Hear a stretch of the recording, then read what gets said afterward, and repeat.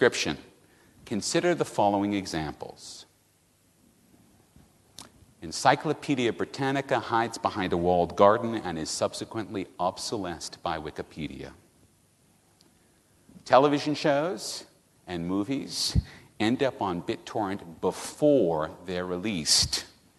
The torrent for Halo 3 was posted last week, and the video game was released on Tuesday. This is my particular favorite. A tight group of bloggers and reporters just brought down the U.S. Attorney General, who was attempting to stonewall an investigation into the politically motivated firings of U.S. attorneys.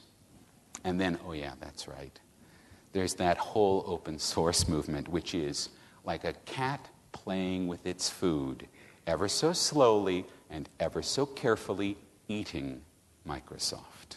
Now, what's happening here? What is it about the network that makes it so potent? Because it is very potent. Well, it's simply this. The network, in every form, is anathema to hierarchy. The network represents the other form of organization. It's not a contradiction of hierarchy, it's a counterpoint to it. And for that reason, I've rewritten Gilmore's law to reflect this. The net interprets hierarchy as damage and routes around it. Now, for the 5,500 years of human civilization, hierarchy has always had the upper hand. But now the network, which has been amplified by all that wiring and all of those routers, is stronger than hierarchy, and the battle has been joined. But this isn't Armageddon. This isn't a battle between the Empire and the Rebel Alliance. This is the death of 1,000 cuts. The network is simply kicking the legs out from under hierarchies everywhere they exist, for as long as they exist, until they find themselves unable to rise again. What it really comes down to is this: we are assuming management of our own affairs because we are now empowered to do so.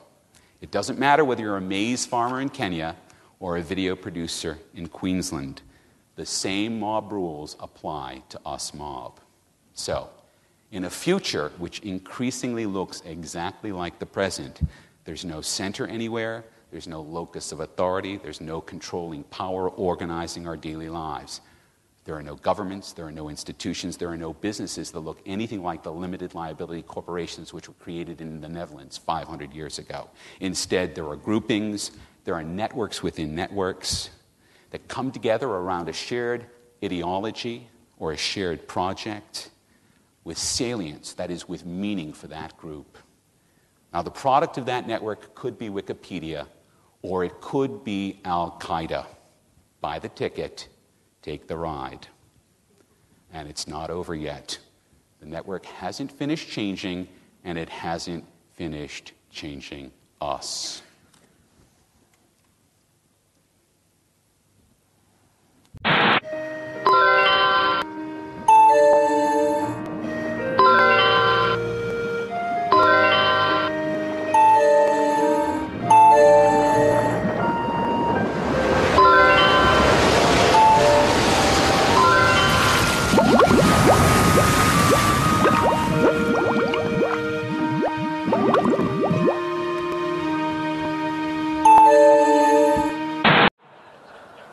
All right, to recap, we know where we are, and we have some idea of what is really going on. But enough of philosophy, let's play. Oh, wait. One more thing. Although the network has done a very tidy job of disassembling hierarchies everywhere, there's still one hierarchy which remains stubbornly resistant to change. It remains very top-down, very command and control. It's the very model of authority, and it's been that way for over 100 years. Telcos. And I find that endlessly ironic because the firms which created the network are somehow immune to the effects of the network. And in consequence, so are the networks themselves. In fact, you can look at any of the networks, whether it's a telephone network or a broadband network or a wireless network, and you can see in their design the physical embodiment of hierarchy. It's curious, it's damned interesting, and you know what, ladies and gentlemen? It's also over. 4 months ago, a little startup in Silicon Valley named Meraki, which is Greek for doing it with love, unveiled a cute little device, the Meraki Mini. It has a RISC CPU inside running a custom version of Linux which handles all of the routing tasks. And that's where it gets interesting because you see, Meraki has pioneered a technology called wireless mesh net routing. You can power up a Mini wherever you like, and if there's another Mini within distance of it, and these devices can talk over about a half a kilometer indoors, it'll connect to it, they'll share routing information, and they'll route packets one to another, all without the need to configure anything at all. And you can add another, and you can add another, and you can add another, and all of a sudden you've created a very wide area Wi-Fi network. And only one of the Minis needs to be connected to the internet as a gateway, and then all of them will pass the packets through to it. Now those Minis are small, there's one right sitting up on stage there, and they cost just $49. You can get it with an Australian wall wart. It's one of the cheapest access points out there. But it's because of the mesh networking that it gets very interesting. But what does a Meraki Mini have to do with the end of the telcos? Well, it's just this. A mesh network is a network that's been subject to the corrosive effects of the network.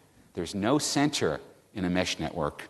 There's no hierarchy. There's no preferred route. There's no gatekeeper anywhere. You can have one gateway. You can have 20 gateways. You can have one mesh node. You can have 1,000. Just throw more mesh nodes into the mix, and it'll all work seamlessly.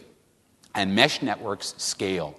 The dynamic of a network with 10 nodes isn't substantially different from a network with 1,000 nodes. Packets still find their way through the mesh with minimal delay. Now, what that means is that we now have the capacity to create large-scale, low-cost wireless networks.